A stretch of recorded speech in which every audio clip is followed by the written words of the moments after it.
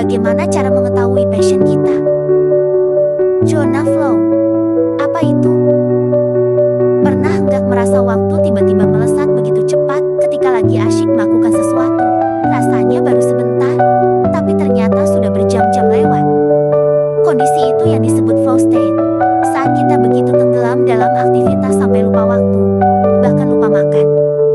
Flow state ini bukan cuma bikin nyaman, tapi juga bisa jadi petunjuk soal passion kita.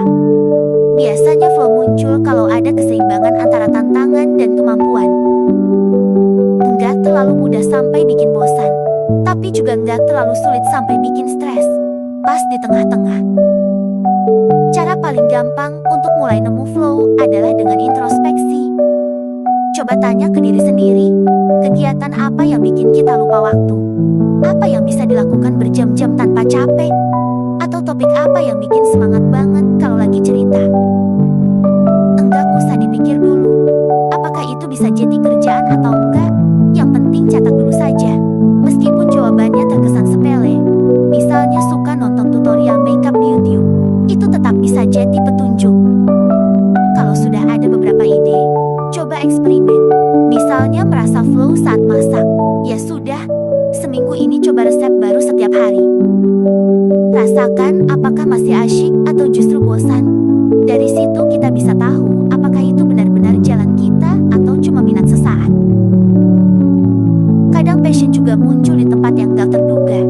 Saya punya teman yang kerja di bank, tapi ternyata dia merasa flow saat ngajarin keponakan matematika.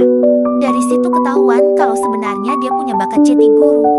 Meskipun sebelumnya sama sekali gak kepikiran. Satu hal yang sering bikin bingung adalah membedakan hobi dan passion. Hobi itu sesuatu yang kita suka, sedangkan passion itu sesuatu yang kita rela berjuang untuk itu. Contohnya saya suka makan, tapi bukan berarti passion saya ada di bidang kuliner. Petunjuk lain bisa datang dari hal-hal kecil. Misalnya, pernah nggak sadar sudah ngoceh panjang lebar karena terlalu bersemangat cerita soal sesuatu? Atau coba lihat galeri foto di ponsel. Foto apa yang paling banyak tersimpan di sana? Saya punya teman yang isi galerinya penuh foto makanan. Sekarang dia jadi food blogger sukses. Kalau punya banyak minat dan bingung harus pilih yang mana, coba pikirkan 3 hal. Apa yang kita kuasai? Apa yang kita suka? Dan apa yang kira-kira dibutuhkan orang lain atau ada pasarnya? Kalau ketiga hal itu ketemu di satu titik, biasanya disitulah sweet spot kita. Tapi ada juga rahasia kecil. Passion itu kadang bukan ditemukan, tapi dibangun. Artinya jangan nunggu ada panggilan ajaib. Dengan konsisten melakukan sesuatu, akhirnya kita bisa jadi suka dan bahkan passionate. Ingat waktu pertama kali belajar naik motor, rasanya takut dan gugup. Tapi setelah sering latihan, jadi terbiasa bahkan jago. Intinya mencari passion itu bukan ujian. Enggak ada deadline, enggak ada nilai minimum. Yang penting terus jalan, terus coba. Kalau ternyata suatu hal bukan passion kita, ya enggak apa-apa. Itu tetap pengalaman berharga yang bikin kita makin kenal diri sendiri. Ingat, passion itu bukan sesuatu yang jatuh dari langit.